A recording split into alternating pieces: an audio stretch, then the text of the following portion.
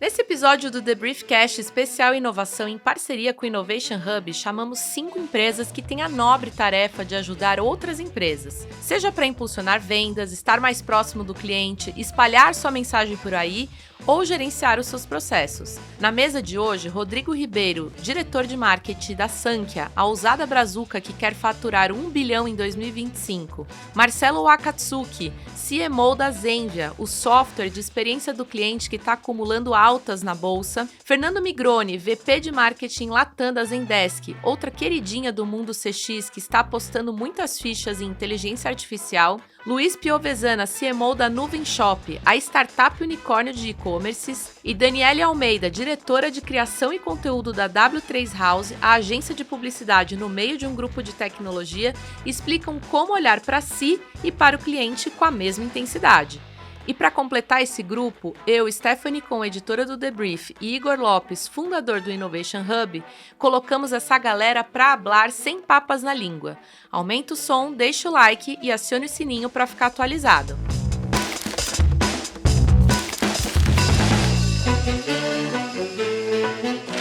Sejam bem-vindos, pessoal, à nossa nova mesa do The Briefcast em parceria com o Innovation Hub. Stephanie com o Igor aqui como co-host dessa galera maravilhosa, muito bom, muita gente legal pra gente conversar. Bom, eu quero começar falando com vocês, obviamente todo mundo aqui do mundo de marketing, a gente vai falar muito de parceria, de branding, de comunicação, mas eu queria muito saber de vocês sobre inovação, porque esse é o tema do nosso podcast, né, Igor? A gente tá falando sobre inovação com todo mundo e a gente quer começar falando sobre isso. Bora? Não, inovação e principalmente aqui empresas que ajudam outras empresas a crescer, né? Eu acho que isso que é o mais legal, Exato, assim, que a gente tá falando. Exatamente, é como a gente trazer essa inovação, porque todos aqui vocês ajudam as empresas a crescerem, né? E isso é muito legal da gente falar. Mas eu queria muito saber como é que vocês trabalham com inovação, como vocês, dentro da empresa de vocês trabalham inovação, como vocês trazem algumas tendências de mercado para trabalhar o produto de vocês, né? Vocês escutam quem? São os clientes? Vocês vão atrás de tendências? Como é que vocês trabalham isso dentro dos times para depois levar para os clientes, assim? Eu trabalho na W3 House, que é a agência do Grupo Stefanini. Então, a gente já começa aí de um lugar diferente, né? Porque é uma agência de propaganda dentro de um grupo de tecnologia. Quando a gente olha para as agências, geralmente as agências estão dentro de grupos de comunicação. Então, já teve um início aí, depois tiveram outras consultorias que acabaram adquirindo agência e tal. Então, eu acho que a gente já começa num lugar diferente que muitas verdades do ambiente de propaganda e de comunicação, elas começam a ser questionadas quando a gente vai para outro universo, né? E quando a gente vai para um universo, como o universo do Grupo Stefanini, é um universo que tem tecnologia na veia, no DNA. A gente acaba absorvendo muito isso, né? Isso acaba sendo muito horizontal, assim. A gente faz parte, obviamente, da torre de marketing, que a gente fala que tem outras empresas, mas a gente tem, anualmente, alguns encontros que são com todo o time de tecnologia da Stefanini. Então, a gente acaba tendo uma troca muito grande de possibilidades que não estariam dentro do nosso universo ali da comunicação, do dia a dia. Tem uma coisa, eu acho que muito interessante na forma da gente trabalhar dentro da W3, que é, a gente fala que a gente é co-creative native, a gente é nativo da cocriação, né? E isso, mais uma vez, vem, né, calha muito com toda a questão do universo de tecnologia, né? A agência tem um DNA digital, assim, né? Então, a gente vem desse lugar de o que está acontecendo, o que está conversando, as novas tendências, novas tecnologias, né? As conversas mesmo mais quentes, e a gente transforma isso em ideia, a gente transforma isso em produto, a gente transforma isso em direcional para os clientes. Então, eu acho que dentro desse universo de comunicação, a gente já sai um pouco, não digo a gente sai na frente, mas a gente sai com um diferencial, que é ter todo esse background de tecnologia, do que está surgindo a nosso favor, assim, né? Se a gente olhar em termos de inteligência artificial, a gente foi uma das primeiras agências a fazer uma campanha para o grupo, inclusive, né? A gente tem um ambiente, a gente tem todas as policies, né, para usar ChatGPT, Midjourney, e isso se fala muito desde o momento zero, né? Desde que a gente estava lá no SXSW e eles lançaram a nova versão do ChatGPT, a gente já fala o que a gente pode fazer, o que não pode fazer, né? Então, eu acho que dentro ali da estrutura Stefanini, W3, Grupo House, isso acaba sendo um pouco mais fluido, assim. E eu acho legal no caso da Stefanini, assim, vocês têm esse braço de agência que acaba sendo um braço de inovação, vocês têm um laboratório de inovação e tem a Stefanini como um todo, assim, acho que deve ser muito legal você conseguir juntar todas essas pontes, assim, para fazer a coisa acontecer. Não, e é muito louco, assim, porque eu brinco, esses dias me perguntaram qual que é a grande diferença de trabalhar num grupo de tecnologia. Eu falo, porque num grupo de tecnologia a gente é o bichinho esquisito, né? A galera de comunicação é que é... Então a gente chega, então volta e meia, assim, eu lembro no primeiro kickoff, que é um evento global da Stefanini, assim, eu entrava e dizia, gente do céu, o que eles estão falando, assim, e foi todo um aculturamento, e hoje em dia tem várias coisas que eu consigo discutir, que eu consigo trazer para a mesa, que eu consigo trazer para os clientes com muito mais qualidade, exatamente por causa desse somatório, assim, né? Ô Dani, você tem algum case aí de como vocês usaram esse ecossistema que o Igor falou? A favor aí dos clientes da agência? Então, tem alguns, assim. Eu acho que tem uma coisa bem legal que tá acontecendo, assim, a gente tem algumas concorrências que a gente vem trabalhando e a gente tem usado todos esses pontos que a gente tem de contato, assim. Então, por exemplo, a gente tem dentro de casa esse Global, né, que é uma empresa de comunidade. Então, tem várias coisas que a gente consegue entrar e pilotar e ter respostas muito rápidas e muito quentes ali da conversa. Então, assim, eu já saio um pouco na frente quando eu falo de concorrência, porque eu já estou escutando. Eu não tenho grandes pesquisas, mas eu tenho um feeling mais apurado, né? A gente fez algumas parcerias com a Gauge também, né? Que é mais Martech. Como são concorrências, algumas coisas eu não consigo abrir aqui, assim. Mas acho que tem uma coisa de grupo que a gente consegue operar tanto separado, mas algumas coisas a gente consegue também operar junto com inteligências complementares, assim. E daí acho que tem uma coisa muito legal nessa coisa do formato híbrido, porque fica todo mundo no mesmo andar. Então, assim, a gente fica junto com a Gauge, que fica junto com esse Global, que... então, assim, tem um dia a dia ali que ajuda muito essa interlocução e essa troca. Quem vai aí Não, comprando? acho que... Não, só complementando, acho que é legal esse tema de inovação, principalmente em empresas de tecnologia, né? Empresas de tecnologia são empresas que têm um ciclo de inovação muito acelerado, né? Se a empresa não estiver constantemente inovando, realmente ela fica para trás. E nesse ponto eu vejo que os grandes saltos de inovação, né, que a gente vê aí nos últimos anos, geralmente eles vêm ligados a uma mudança de interface.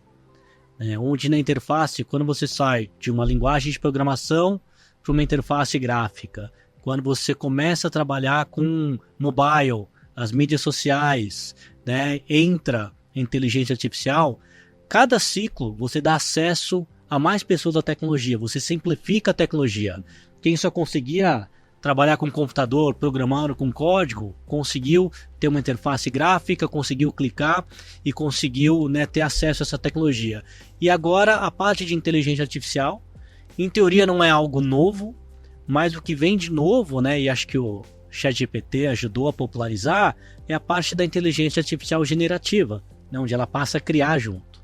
Então quando você traz isso para a empresa, hoje na Zendesk, a Zendesk, resumindo, né, é uma empresa de tecnologia que ela trabalha conectando as empresas, né, as marcas com os clientes. Quando você coloca a tecnologia no meio, você consegue potencializar esse relacionamento e melhorar essa experiência. Você consegue, de uma forma muito ágil, criar uma base de conhecimento que você consegue ser muito mais assertivo. Com isso, você também aumenta o volume de interações que você consegue, e aumentando esse volume, você consegue aí ir retroalimentando toda essa base, cada vez ficando mais assertivo. Então, acho que todo esse ciclo de inovação, ele vem acompanhando aí na evolução da tecnologia, das empresas de tecnologia, e no nosso caso, no relacionamento com o cliente e as marcas também. Perfeito. Vai lá, Luiz. Não, Porque no seu caso, eu acho que tem uma outra questão também, assim, inovação, mas vocês, nesse momento, ainda fazendo uma expansão para a América Latina muito forte, né? E pensar inovação para o público brasileiro, às vezes, é meio diferente de pensar inovação para a América Latina. São bichos de cada país que a gente está, é um lugar diferente, mas o que eu ia comentar de inovação, em 2009 vi uma palestra do Silvio Meira, lá do César, e ele falou, gente, inovação é emitir nota fiscal. E aí, óbvio, você pega a frase, né, a lacração, que nem existia o termo na época, mas é gerar valor. É alguém pagar por aquele valor, entender que existe aquele valor, vai ter um retorno positivo sobre o investimento. E isso é através, você entende o valor, quando você vai lá entender a dor e o que isso vai resolver. Então, quão próximo você está do seu cliente, de entender, né, de ser, de fato, muito empático, não só com o seu cliente, e no caso do B2B, as outras peças que participam, né? Então, canais, parceiros, isso no caso do Nuvem Shop é chave, não só para a inovação e para a gente continuar gerando mais valores, ser a escolha óbvia para qualquer empreendedor vendendo online, mas também na expansão. Se eu uso o nosso playbook Brasil para abrir no México, sim, vai nadar contra a maré, entendeu? Não faz sentido. Eu tenho que ir lá, entender muito bem aquele cliente. Vão ter coisas em comum? Vão. E isso, esses pontos em comum vão nos ajudar bastante. Mas vão ter muitas coisas e todas são essenciais, fundamentais. Assim como eu vou aprender dos parceiros, vou aprender dos parceiros de serviços tecnológicos. E isso tudo vai nos fazer montar uma proposta de valor específica para lá, para que a gente possa também ter uma entrega de valor que alguém fale, putz, vou pagar para ter isso aqui. Isso vai me gerar valor. E no final, a inovação qual é o motorzinho, qual é o processo que você cria para poder gerar cada vez mais valor, né? Porque todos os seus mercados, os seus concorrentes também estão, né? E aí depois a gente fala de competição nisso. Tá essa frase, né? Nota fiscal, gostei disso aí. E é muito bacana que a gente usa muito essa frase lá na Sank. A frase que a gente usa lá, de maneira geral, é inovação é a criatividade que emite nota fiscal, né? E nota fiscal nesse sentido de gerar valor para a gente, né? E principalmente para o cliente, né? A gente entende que no mercado da Sank, que é o mercado de vender software de gestão, muitas vezes o cliente está tão focado em cuidar do negócio dele, e é bom que seja assim, né? Que ele não tem tempo, às vezes, de pensar em inovação, de pensar o diferente. E eu, como empresa de tecnologia que presto esse tipo de serviço para ele, tenho a responsabilidade de ir lá fora, de olhar para o mundo como um todo e pensar que tipo de inovação eu posso colocar na vida dele, no negócio dele, para o negócio dele prosperar de uma forma mais rápida. Marcelo, no caso da Zenvia. Na Zenvia a gente trabalha vários aspectos que foram mencionados aqui, né? Lógico, tem a questão do produto, né, de inovação, mas tem 2 fatores que são cruciais lá. O primeiro é muito em relação à parceria que a gente tem, né? Então a gente tem parceria com as maiores empresas de tecnologia aí do mundo, né? Então a gente desenvolve soluções conversacionais, soluções de experiência, né? Muito com essa conexão, né? E tem outro ponto que é super fundamental para a gente, que é um ponto que eu acho que quase todo mundo aqui mencionou, que é o cliente, né? A gente escuta muito o cliente, né? O cliente é a peça fundamental ali para a gente começar a pensar e ter ideias, né? Então a gente tem um pool ali de clientes de mais de 14 mil clientes aí na nossa base, né? E isso é muito rico, porque a gente, além de conseguir ter essa troca e essa conversa, né? A gente consegue de fato entrar no problema do cliente ali, né? E aí, pra gente, inovação é isso, né? É a gente conseguir resolver os problemas que são mais latentes, né? Mais eminentes ali pro cliente. Agora, só rapidinho, acho que tem formas e formas de se inovar também, né? E puxar vocês dois aqui, não sei vocês três, mas no caso de vocês teve muita inovação por aquisição, né? Exato. Com vocês também, não sei quem também. Como que vocês lidam nesse sentido, assim? Como que para vocês é importante adquirir novas empresas para poder trazer novos conhecimentos e emitir mais nota fiscal? A gente acredita muito no modelo de ecossistema, né?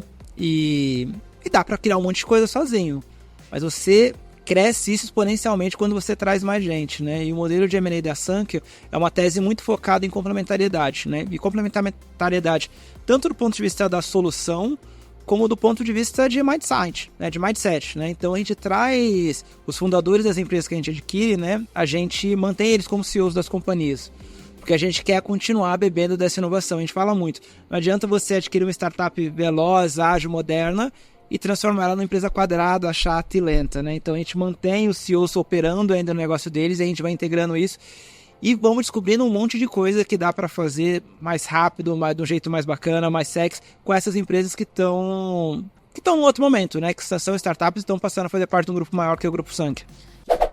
Já pensou não precisar aprender nenhum básico da programação para automatizar fluxos de trabalho, projetos, processos e pessoas?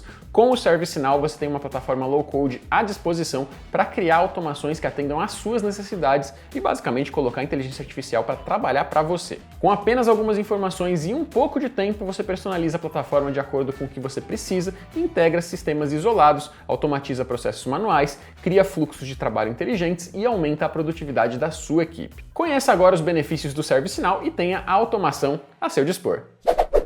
Eu tenho sempre uma curiosidade quando está nesse processo de aquisição, se vocês planejam mesmo antes, ó, a gente vai atrás de tal coisa, ou se também vai surgindo muito do dia a dia, vocês percebendo que alguma empresa faz sentido de ser incorporada, de ser adquirida. Tem muito, tem os dois, Tem sempre um plano, né? Mas no decorrer do plano você se depara com o projeto e fala assim, putz, não pensava nisso, mas faz sentido, né? Faz muito sentido agora, né? Assim, né? Eu acho que o primeiro é o fato de você fazer parte da sua estratégia, né? Estar aberto para aquisição. E aí você tem as aquisições planejadas e as que realmente aparecem e que fazem sentido. O que a gente tem feito na Zendesk, e isso tem vindo muito forte, é colocar no início de cada reunião qual é o problema do consumidor, né, e do cliente que a gente está resolvendo. Isso vale para tudo, para a decisão de uma aquisição, para a implementação de uma nova solução, para o desenvolvimento de um produto. Então, essa parte que muitas vezes a gente esquece no dia a dia, na correria, na empresa, de começar as conversas, né? Mas qual o problema que isso vai resolver para o meu cliente, ou para o consumidor, ou para o cliente do meu cliente? Ao invés de, muitas vezes, você acaba se focando em processos internos, né, em soluções que estão resolvendo ali dentro do negócio, mas não necessariamente ter um impacto no cliente. Então, isso passa a ser um direcionamento da nossa estratégia que vai desde aquisição, desenvolvimentos, né, e a entrega de resultados como um todo. É meio pro fim, né? É exatamente o que você falou. Você não vai fazer o M&A porque você quer fazer o M&A. Você vai fazer o M&A porque você tem um propósito, você tem uma visão e você está construindo para aquilo. Se vai valer mais a pena você fazer um acqui-hire, que a gente já fez, montou uma célula separada para fazer um produto, ou você vai comprar o produto pronto, incorporar, integrar, aí são decisões sobre viabilidade, o quanto vai valer a pena cada ação, mas M&A é mais um músculo que você desenvolve, que é um meio para um fim, do que um fim por si só. E eventualmente a solução pode ser uma parceria. Você fica, putz, não vale a pena nem desenvolver, nem comprar, né? Mas tem alguém que faz isso tão bem, eu vou me juntar com essa pessoa e a gente vai fazer negócio juntos. A gente teve uma temporada do The Briefcast que a gente falou muito, que era de cultura organizacional, de como que acontece quando você realmente traz empresas para o grupo, você adquire, para não ter essa questão de culturas que sim batem, né? E que precisam ser harmônicas ali, né? Como que vocês lidam com isso, assim, quando vem alguém de fora, como é que vocês não matam essa inovação do novo para sufocar com uma cultura talvez antiga? Como que é esse processo aí para vocês? No caso de Sankhya, né, dentro do processo de M&A, um dos ritos é esse teste de fit, né? Então, a gente tem a sorte dos fundadores ainda estarem na operação, né? E eles fazem questão de terem alguns encontros com essas empresas que vão ser adquiridas, inclusive com as famílias, né? Para entender o quão de fit cultural tem esse negócio. Processo seletivo. Exatamente, das duas partes. Porque pode chegar no final, essa empresa pode estar muito interessada em ser investida, em receber esse aporte, mas ela fala assim, putz, eu vejo o mundo de um outro jeito e não quero tocar, e que bom, né? Que a gente pode todo mundo ver mundos de maneiras diferentes. Mas pra gente é uma etapa crucial, né? De ver o quanto de fit a gente tem e ao mesmo tempo de não ser uma coisa top-down, da gente também esmagar essa outra cultura. A gente quer que ela se complemente, né? De maneira mais orgânica possível. Vai ter alguma receitinha de bolo pra fazer isso acontecer de uma forma natural? Porque, putz, são dois corpos que se unem. E aí, vai ter atrito de alguma maneira. E não tem duas culturas iguais, né? Exato, Eu acho que, assim, tem uma coisa, escutando vocês falando de inovação, assim, pra gente do mercado, né, eu sou criativa, assim, então no universo das ideias, isso é muito louco, porque é assim, quando a gente olha pro Grupo Stefanini, né, quando olha para as empresas de tecnologia, eu penso em inovação e penso em poder usá-la de forma exponencial, né, vendê-la de forma exponencial e tal. Dentro da criatividade é o contrário. Eu inovo uma vez para um cliente, eu vendo uma vez. Para outro cliente, ele quer outra coisa. Então, assim, você imagina um crash de cultura, né? Porque eu brinco que é assim, Você imagina que dentro do mercado das ideias, a gente faz colar de miçanga. Se eu pego essa miçanga aqui e ponho aqui dentro do colar, ou seja, se eu pego e vendo a ideia para o cliente, essa ideia já está dentro do colar. Eu não consigo pegar, mas agora essa já deu. Então eu vou e cada ideia é uma miçanguinha. Aí eu fiz, né? Eu construí aquela imagem daquele cliente, eu não replico este colar. Eu uso um aprendizado ou outro e tal, mas assim, eu vendi essa ideia, eu vendi. Né? E ao mesmo tempo a gente está dentro de um grupo que fez uma vez, né? Desenvolveu alguma coisa uma vez, ele consegue aproveitar, ele consegue, né, escalar ali. Então, eu acho que assim, eu sempre brinco assim, eu falei, eu entendo, gente, mas é que a gente faz artesanato. Sabe? Nossa, só pra jogar no estereótipo mesmo, né? É que eu faço artesanato, assim, né? Só que ao mesmo tempo tem uma coisa, aí você imagina, assim, né? Tem um crash ali de... Só que eu acho que tem uma coisa que é você entender o que dos universos você pode aproveitar, né? E eu já participei de algumas fusões, assim, de grupos de comunicação, e eu acho que a primeira coisa é você estar aberto, né? Então, assim, obviamente tem culturas que são muito diferentes, mas você tem que estar aberto a ouvir, você tem que estar aberto a entender que algumas verdades que você está acostumada no seu negócio, no seu mercado, elas vão ser questionadas e algumas tudo bem você escutar, outras não vão funcionar. E também entender que tem algumas coisas que eu consigo me adaptar, tem outras coisas que são da cultura e que elas vão continuar sendo da cultura, né? Então é muito louco, assim, porque a W3 ela tinha uma outra sede, né? A gente foi adquirida ali no início da pandemia e a gente foi pra dentro do prédio, né? E, gente, a gente é muito diferente. A gente é muito... Chocou no ambiente físico. Chocou no ambiente físico. Então, assim, vocês imaginam, a gente trabalha, para a maioria dos nossos clientes, a gente trabalha com mídias digitais. Então, assim, eu fico fazendo brain no meio de todo mundo, com 5 pessoas vendo TikTok, dizendo... Esses dias a gente estava discutindo para um cliente dia do orgasmo. E era assim... Aí passa o marco. Exato, sabe? Aí, esses dias, eu vi tinha uma pessoa da consultoria no meio, e eu pensando... A pessoa vai imaginar o que a gente está fazendo, assim, né? Mas é que é isso, assim, a gente fala alto, né? O ambiente de tech é aquele ambiente mais calmo, a gente fala, fulano, consegue, né? Então, assim, tem essas coisas e isso, mas eu acho que tem... o grande aprendizado é você estar aberto e você entender que tem algumas coisas que você consegue escalonar. Então, assim, a gente... com a questão de IA generativa dentro do grupo, tem várias coisas que a gente parou para ver o que de processo a gente conseguiria otimizar. Então, assim, por exemplo, processo de revisão de tudo era feito por um revisor. Como é que a gente consegue fazer isso, né, otimizando? Puxa, é super possível de fazer, né? A gente tem algumas questões ali de revisão de guide mesmo. O logo tem que estar sempre na mesma posição, as cores. Isso a gente consegue automatizar.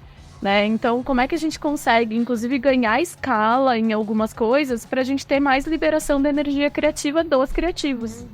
Então, acho que o nosso universo, a gente passou bem por esse crash, assim, de diferença. Hoje tá resolvido, já tá de boa, já tá de bem com o prédio. Tá, mais ou menos.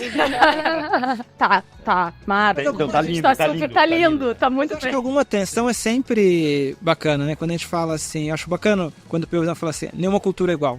E de fato não é, né?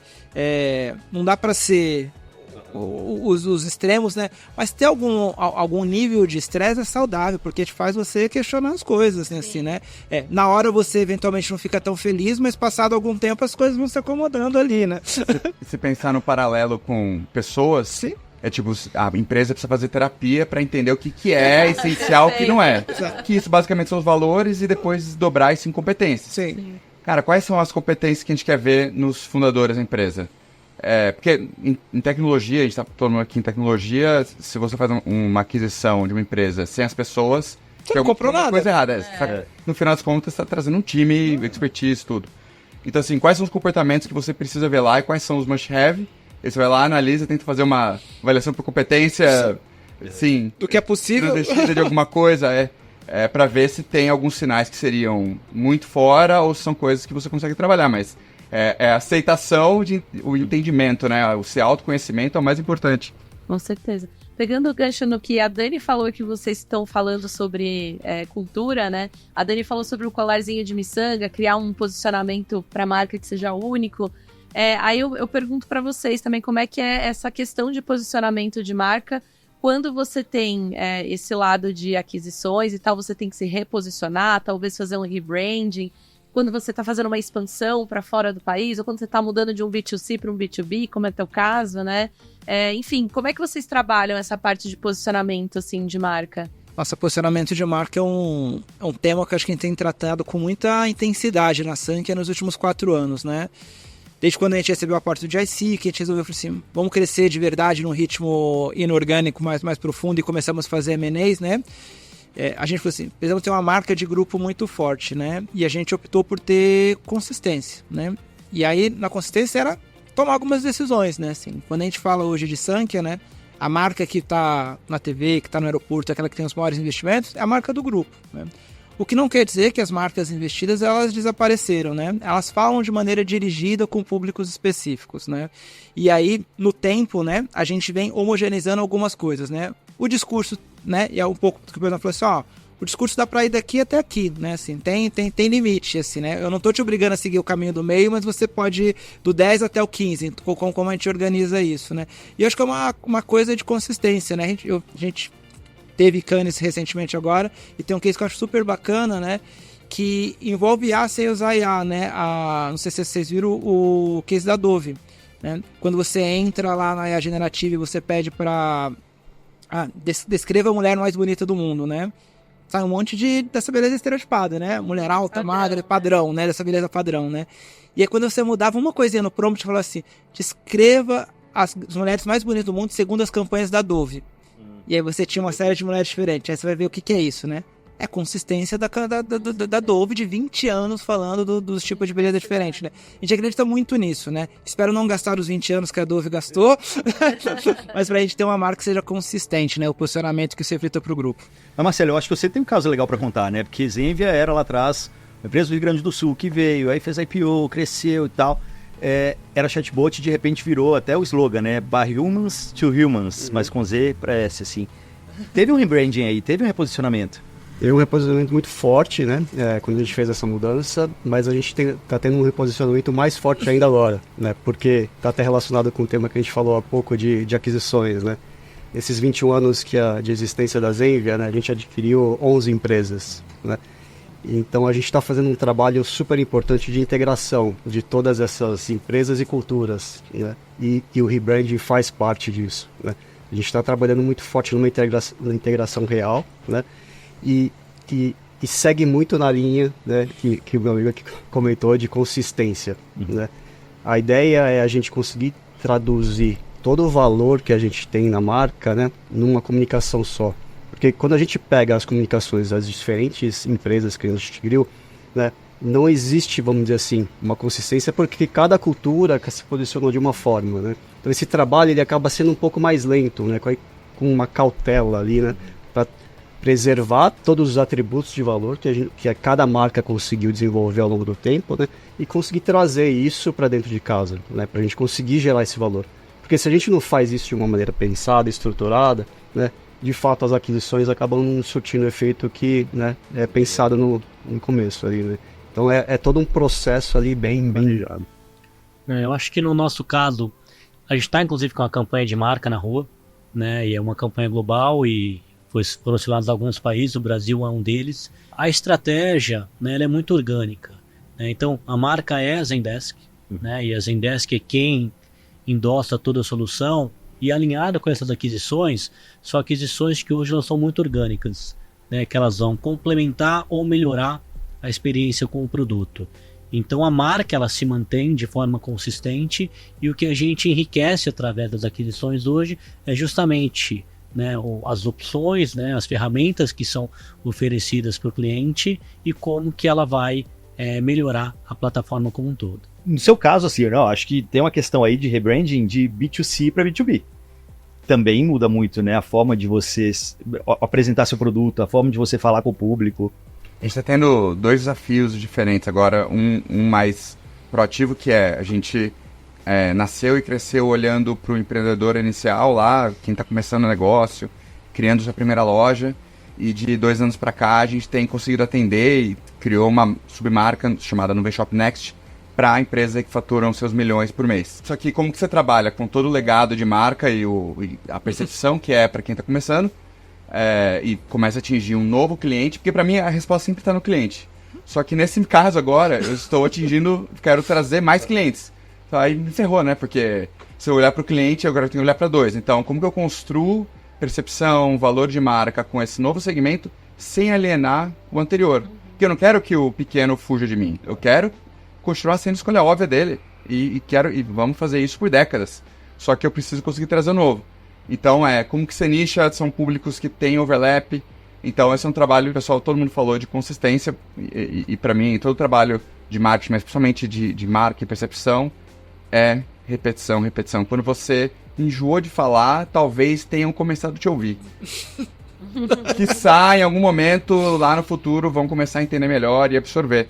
Então, assim, encontrar esses pilares de valores que você quer comunicar, você quer criar percepção, é essencial. E depois, submarcas, marcas, aquisições, depende aí da sua estratégia como um todo, o perfil de cliente que você vai atingir, enfim, mas é bastante complexo. Aí você comentou de B2C, a gente tem agora uma marca começando no B2C, mas que a gente está trabalhando ainda sem um esforço de posicionamento diretamente. A gente está, como a gente tem milhões de consumidores nas lojas do Nuvem Shop o tempo todo, a gente começou a ter aí uma plataforma de comunicação direta também, mas isso aí é um problema para a Nuvem Shop do futuro. Daqui a pouco você pensa nisso. Vocês falaram já bastante, né? Mencionaram, obviamente, muita inteligência artificial, mas uma pergunta que a gente sempre faz, né, Igor? É como que as empresas estão usando também para dentro e para fora. A gente, obviamente, vê recursos, né, dentro de inteligência artificial dentro dos produtos, mas como é que vocês também estão usando um pouco para dentro ali, nos processos mesmo da empresa, dos seus times? As empresas já têm políticas, por exemplo, ou cada time tem o seu modo de atuar. Como é que está sendo aí para vocês?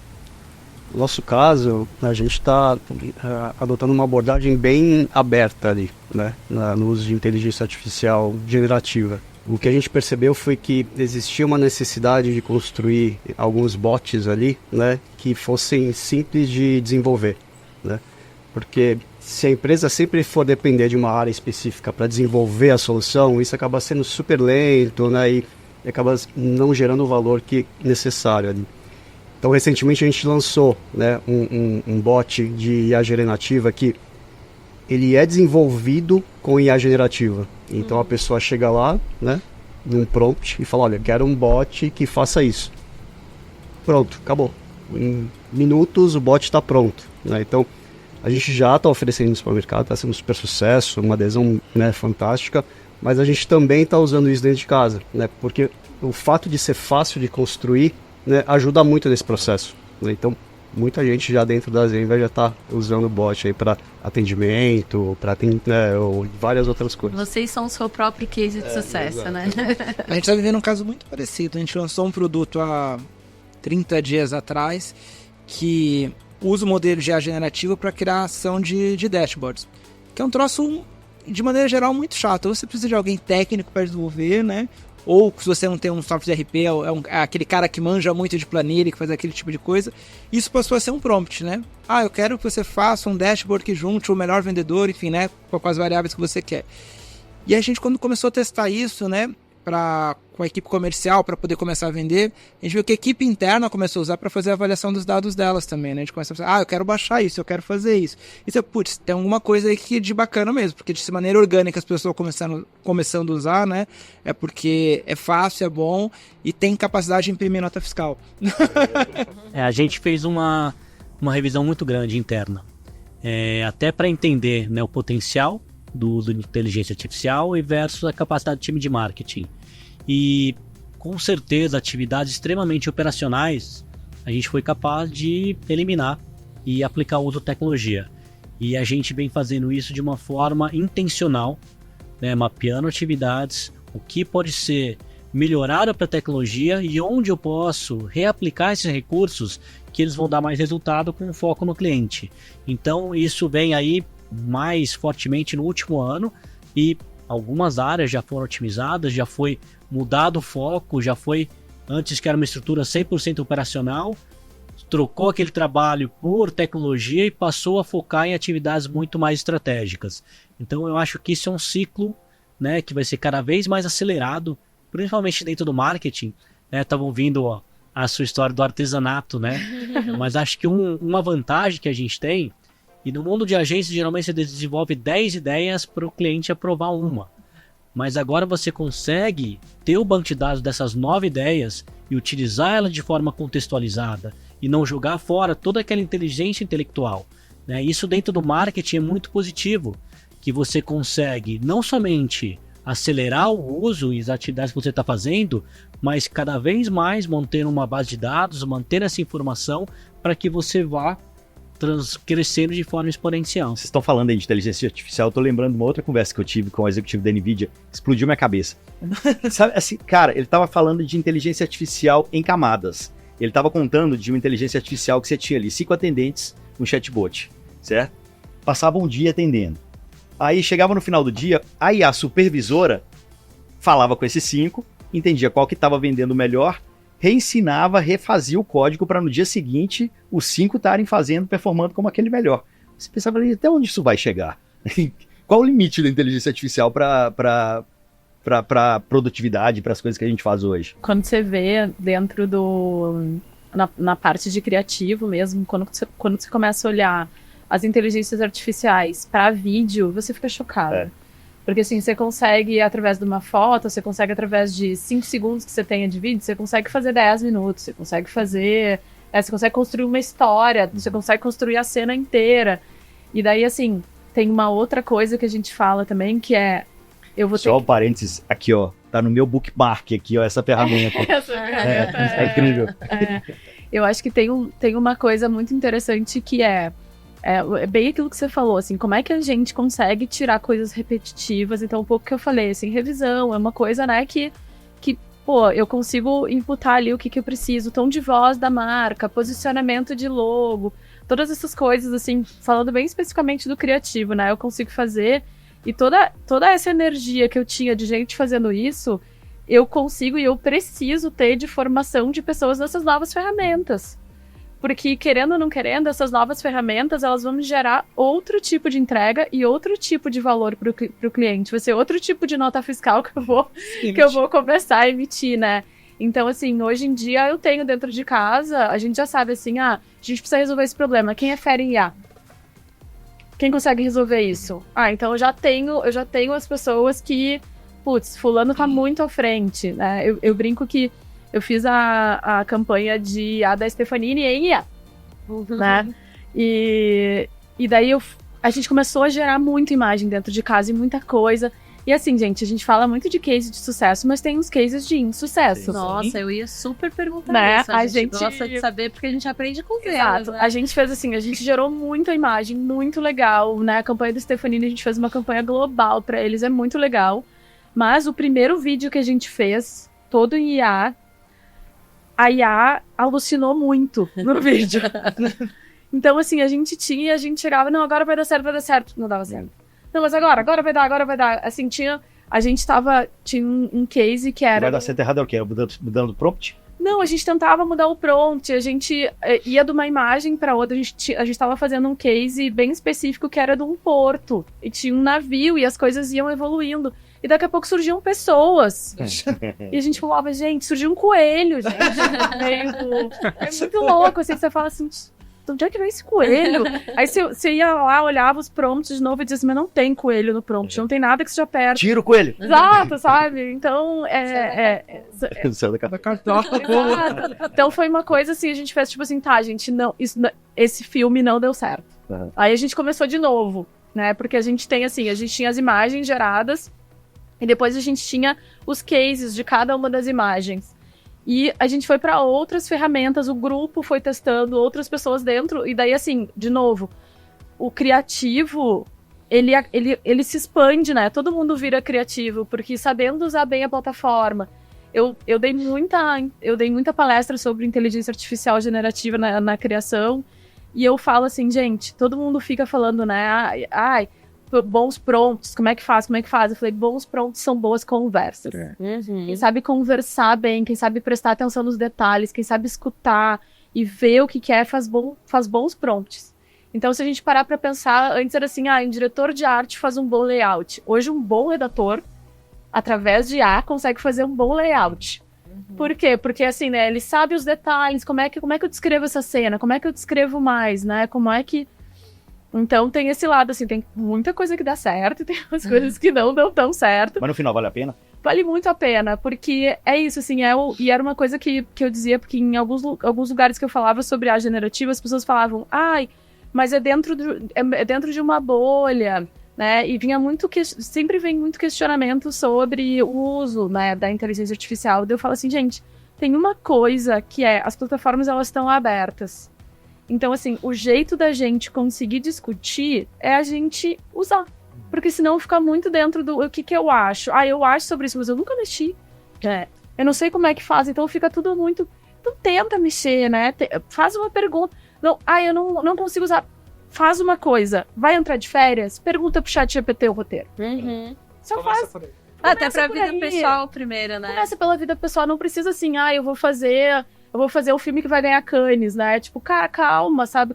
Começa com isso, porque assim, daí você consegue ter uma massa crítica sobre o que é, sobre como funciona, sobre o que não funciona, né? Então, lá dentro da gente, a gente sempre incentiva. Então, lá a gente tem sempre esses dois olhares, né? Esse olhar de todas essas ferramentas criativas que estão vindo, de como é que a gente aproveita elas, e o outro olhar, que é um pouco do que você falou de eficiência, né? Como é que eu, assim, dentro de um mercado que é muito criativo, o que eu posso, o que eu consigo otimizar para ter eficiência, para liberar essa energia criativa para essas outras coisas e para essa galera que precisa aprender.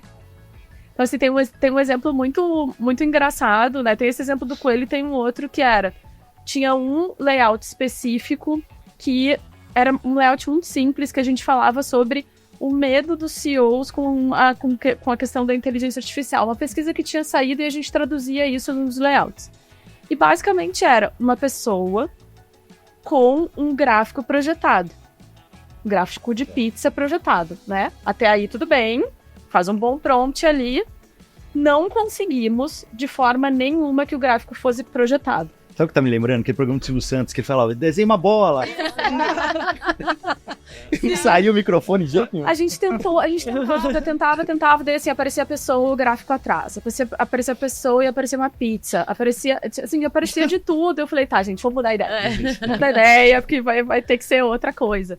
E daí eu acho que hoje em dia, se a gente tentasse de outras formas, talvez conseguisse, né, também. Mas aí, No final do dia, eu acho que tem muito a ver com o repertório, sabe? A história do prompt, assim. Eu fico imaginando que alguém que entenda muito de criação visual vai fazer um prompt no Midjourney muito melhor do que eu, que não tenho, às vezes, tanta habilidade, porque você consegue trazer referências melhor, indicar melhor, né? Então, talvez no final do dia, a gente esteja falando de como que a gente tem profissionais que sabem fazer bons pedidos, né? Sabem pedir exatamente o que querem, né?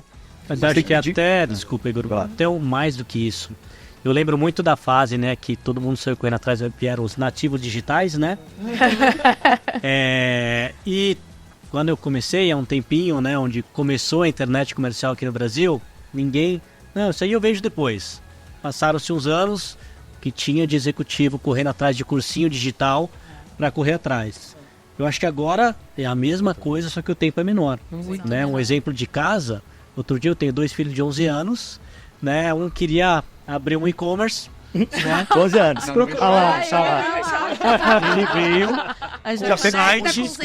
Ele veio com o site da Nuvem Shop. Olha, papai, aqui, ó, é só criar aqui, eu achei que só empresta seu cartão. Você tem cartão, né? Até eu falei, calma, deixa eu ler os termos aqui. E eu já fiz uma campanha com inteligência artificial, utilizando as ferramentas, com edição, né, com transição. Então, o que a gente está tentando encaixar a linguagem que a gente conhece na inteligência artificial, já é natural. Ele não tem que fazer o depara. Ele só conhece aquele modelo. Então, talvez, né, quem não conhece nada de criação conseguisse projetar né, o gráfico de pizza, muito mais fácil que a gente vai tentar fazer um depara de Pelo metodologia de criação. Usando a mesma musculatura, né? Exato. Eu costumo falar que uma pessoa vai usar bem se ela sabe resolver problema. Se ela sabe resolver problema, puta, apareceu uma pizza. Exato. Agora, resolve esse problema, entendeu? Não é aí. Exatamente aí. Onde a gente talvez leve alguma vantagem é em saber fazer as perguntas. Né? Então, o engenheiro vai saber quais são os pontos cruciais para um projeto de engenharia. Uma pessoa de marketing vai saber os pontos de uma estratégia de marketing e medicina em todas as profissões. Sim. Mas acho que tem que ter um encontro desses dois mundos e a gente, né, nunca pôde parar de aprender, mas agora tem que aprender muito mais rápido. Marcelo, mas no seu caso, assim, vocês são a própria inteligência artificial. Então, você é o outro lado, tá todo mundo conversando com você. No seu caso, assim, quais são as preocupações que precisam existir na hora de se desenvolver uma inteligência como essa, né? Para evitar as alucinações, para não ter viés, tem várias questões aí. Né? Existem várias questões, assim, e dentro de casa a gente toma muito cuidado, né, para conseguir mitigar, né, alguns dos principais riscos ali. Então, por exemplo, nessa solução que eu comentei, né, a gente tem sim um repositório de informações controlado ali, né, a gente não deixa assim, né, muita coisa de fora entrar, porque senão você de fato amplia o risco de alucinações e outras coisas, né? Então tem toda uma abordagem que precisa ser feita com cuidado ali para que a inteligência artificial de fato chegue muito perto do desempenho que, né, o cliente quer, né? Então tem esse lado, né, de você proteger ali o cliente, mas tem todo um outro lado também de informação, né? Porque está relacionado, né, à inteligência artificial, mas existe um cuidado de você quase que fazer uma curadoria ali, né, de informação.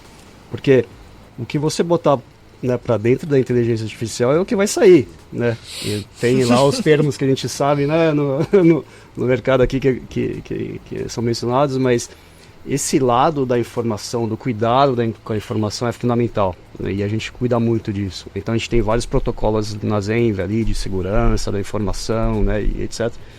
Justamente para a gente conseguir ter esse controle, né? Mas na hora de montar o chatbot, por exemplo, do cliente, como que vocês ajudam esse cliente a desenvolver um chatbot melhor? Que seja mais inteligente, que responda aquilo que realmente o cliente queira. Tem um treinamento, tem alguma forma de ajudar esse cliente a... Porque tem a tecnologia, mas tem a pessoa que está programando por trás ali, né? Exato. E nesse aspecto, né, vai muito da experiência mesmo de desenvolvimento dessas soluções, né? Então a gente tem vários clientes onde a gente já desenvolveu e implementou, né, essas inteligências artificiais ali. Então é muito desse conhecimento da necessidade do cliente, né, para a gente conseguir de fato desenvolver essa solução, né? Porque sem esse conhecimento de negócio ali, fica super difícil você conseguir desenvolver a solução que seja aderente ali, né? Então, a gente tem, né, uma área que é especializada nisso, que de fato, né, tem muita experiência nesse desenvolvimento ali, e a gente presta esse serviço para o cliente, né? Mas, ao mesmo tempo, a gente sabe que existem outros clientes que não necessariamente têm, né, recursos que consigam, né, trabalhar dessa forma customizada, né? E aí a gente monta esses cenários, né, essas opções onde é muito mais fácil construir, mas obviamente você vai ter, né, um cuidado muito maior aí em relação às informações. Voltando até para o que a gente falou aqui no começo, que o episódio era muito sobre empresas, vocês que ajudam empresas, né? E aí vocês estavam conversando, eu pensei aqui, nossa, se eu tivesse uma empresa, eu poderia contratar todos, né? E eu teria qualquer ponta ali bem assistida, né? E aí eu fiquei pensando como é que vocês trabalham parcerias, às vezes, né? Assim, entre empresas que são correlacionadas, né? E que vão ajudar outras empresas a chegar num outro nível de profissionalização. Como que vocês amarram parcerias? Se vocês buscam isso, que tipo de parceria vocês já têm no mercado para trazer? E fazendo uma campanha incrível depois para vender minha empresa, eu vou contratar todo mundo agora. Vou te deixar meu cartão. No caso de Sank, a gente acredita muito nesse modelo de parceria, né?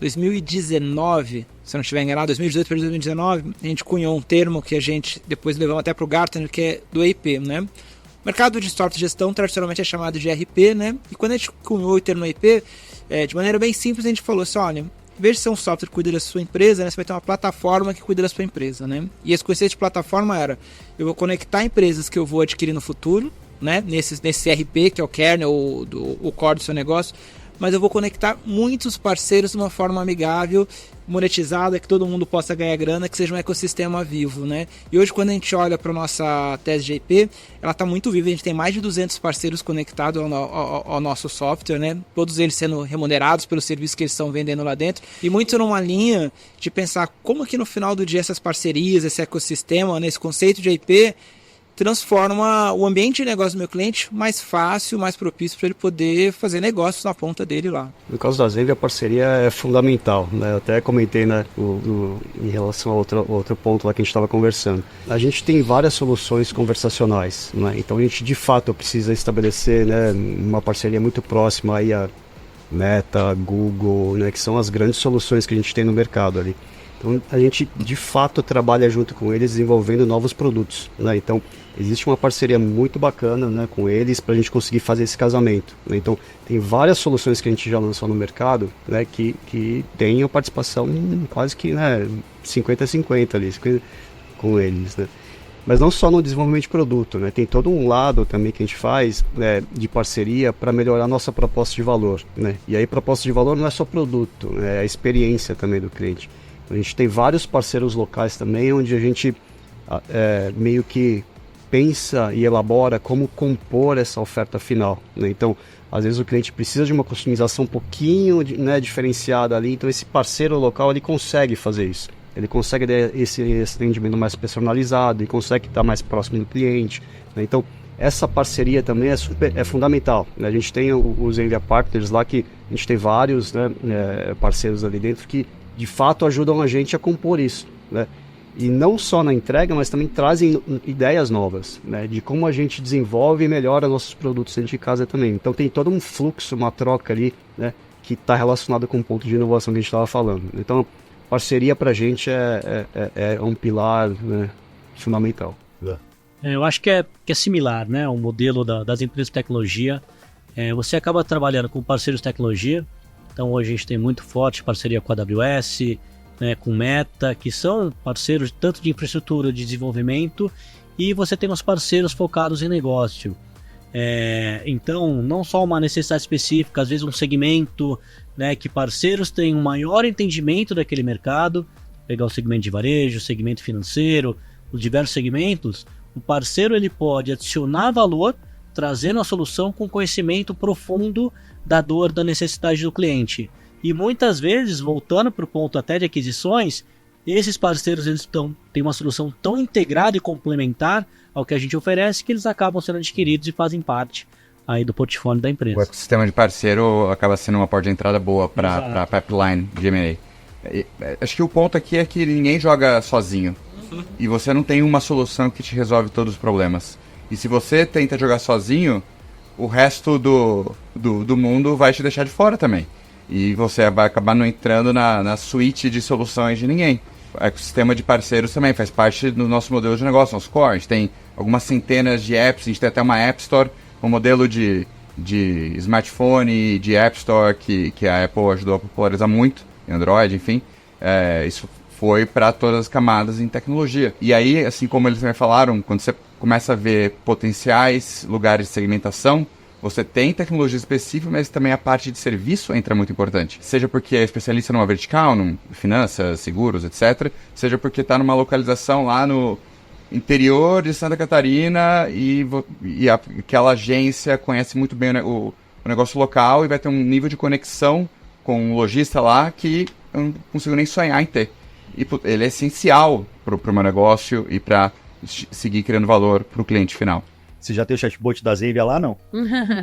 Cara, você vai sair daqui, olha só, já tem um case, já tem um parceiro. A gente tem que arrumar conexão aqui agora. Bora. Campanha. Com a Sank a gente já é conectado também. Ai, que ótimo. E a gente é cliente da Zendesk. Aí, ó. Aí todo mundo né? Era sobre isso, gente. Eu acho que assim, dentro do mercado de comunicação, a gente, como eu falei no início, né, a W3 a gente tá com um novo posicionamento e a gente foi buscar lá nos nossos arquivos, assim, né, que a gente chegou nessa coisa do nativo da cocriação. Por quê? A agência tem 23 anos, ela começou digital, então quando ela começou digital, vocês imaginam que ela era uma parte dentro de um ecossistema de marketing que não era tão pulverizado quanto é hoje em dia. Então a gente já se habituou desde aquela época a trabalhar em parcerias com outras agências, as conhecidas agências offline, digamos assim, né? É muito louco, assim, porque isso veio em toda a história, e quando a gente olha pro ecossistema de marketing hoje, ele tá muito pulverizado, né? Você olha assim, tem agência de eventos, tem agência de influência, tem a agência mais conceitual, tem a produtora, tem o cara que só mexe com performance. Então assim, tá muito pulverizado. Então, assim, tá tudo certo o mercado ser assim, né? Mas o que a gente sempre privilegia é o bom relacionamento. Porque eu acho que a pior coisa para um CMO é ele obviamente, ele foi lá, ele investiu em todas essas empresas, porque elas são boas no que elas entregam, mas ele tem que ficar fazendo o jogo ali, porque eles não se falam, e porque... Então, assim, dentro da W3, a gente sempre teve muito essa coisa da colaboração e do co-criar, do sentar junto, do entender. E isso a gente acabou trazendo, a gente tem muito isso, né, com os nossos clientes, mas a gente acabou trazendo para dentro do processo criativo. Então, a gente tem feito cada vez mais workshops para resolver os problemas. Então, isso aconteceu, a gente tem relações muito longínquas com os nossos clientes, assim. Então, a gente atende o Grupo Boticário há quase 15 anos. E a gente, esses dias, precisou fazer para um lançamento de um produto. O que a gente fez? A gente trouxe 2 influenciadores, a gente trouxe uma dermatologista, a gente trouxe consumidor, a gente trouxe o cliente, a gente trouxe o pessoal de desenvolvimento, que fica muito dentro do marketing, às vezes o pessoal de desenvolvimento de produto, que fica lá, mas falta falar isso da minha fórmula. Então vem. Uhum. E daí foi impressionante, gente, assim, impressionante o quanto a gente resolveu muito mais rápido. Porque eu já tinha ali 2 influenciadoras do universo de beleza que já falavam o que as consumidoras pediam, o que não pediam, o que elas falavam, o que elas não falavam. As dermatologistas dizendo o que funciona, o que não funciona, assim, usa esse claim porque vem muito mais rápido o resultado e tal, não sei o que, não sei quanto.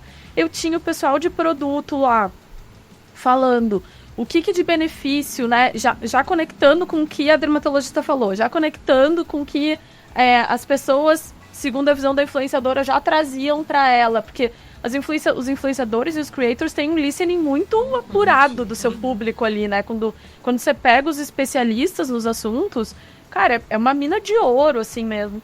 E a gente saiu dali, assim, com, 6 meses de trabalho andado. Mas sabe o que eu tô pensando? Como foi bater a agenda dessa turma? Pra bater aqui de 100, já foi... Tira essa turma inteira aí. Mas, cara, assim, ajuda muito, porque, primeiro que, assim, às vezes... Você, como agência, vocês estavam falando, né? Fiquei ouvindo um pouco quando estava falando de consistência.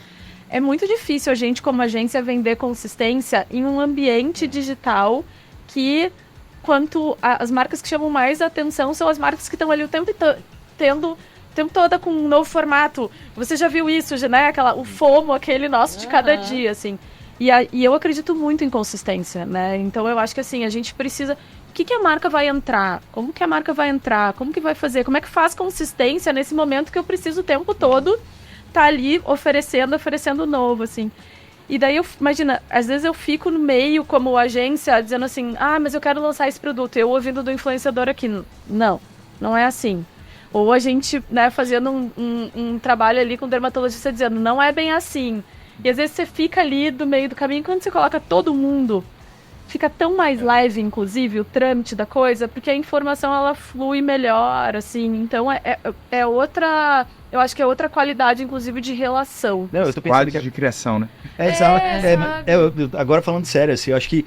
Beleza, você parou todo mundo por um dia, mas pensa o tempo que você ia gastar de e-mail, indo e voltando, aprovação, não sei o que lá. Putz, se você botar na ponta do lápis, talvez... Você ganhou tempo. Ganhou tempo. Eu tenho um case que é muito emblemático, assim. A gente estava trabalhando com os produtos de Boticário e a embalagem era toda de uma cor e precisava diferenciar algumas coisas, assim, uma embalagem da outra, né? Um produto do outro. E daí veio um pedido para nós de estudar se precisaria ter uma barrinha, se não precisaria ter uma barrinha diferenciando e tal. E eu falei, nossa, mas que específico, né? Daí a gente fez todo um estudo. Se for por consistência de marca, faz. Se não for, se for para diferenciar, faz. Que cores e tal. nesse dia, a gente escutou uma pessoa das revendedoras e ela falou, é que sabe o que acontece? Na hora de vender, ela tá ali, ela tira e ela vê pela cor. Gente, não precisaria de nada mais pra dizer, sim, tem que ser colorido. Sim, qual é a cor que eles associam? Associam laranja, então tem que ser laranja. E isso foi um processo de, será que tem que ser cor, estudo, defesa e tal, não sei o quê. Simples assim. Simples assim. No fim, mesmo todo estudo seria muito achismo, né? Exato, Porque não tinha prática ali, né? Exato, seria um teste, né? E ali foi, não, precisa ser, sabe? Marcelo, diz aqui, hoje, pela inteligência artificial, a Zenvia constrói em menos de 6 minutos um chatbot. Verdade isso? Agora, Vamos lá. Ao final do programa, a gente já vai ter um chatbot. Mas é verdade mesmo. Essa solução que eu falei, né, de construir um chatbot com IA generativa, é exatamente isso. O prompt em 3 minutos, 4 minutos, você só digita. E, obviamente, tem que ter esse conhecimento que a gente comentou aqui, né, de como perguntar, como estruturar. É super rápido. Qualquer um pode fazer. Sensacional. Muito bom. Gente, muito obrigada pelo tempo de vocês. Vários insights legais, acho que para quem está nos assistindo aí, né? Agradeço muito a presença de todos. E eu acho que fiquem todos ligados, porque a gente tem outro episódio na semana que vem. Mais uma mesa cheia de pessoas interessantes aqui pra gente falar de inovação. E até a próxima, então. Obrigada. Na próxima semana tem Adobe, TOTUS, NVIDIA, Dil e Ford na nossa mesa do The Briefcast, compartilhando os desafios da comunicação e do marketing. Curtiu o papo? Deixa o like, compartilha nas redes e clica no sininho para ficar atualizado. Até lá!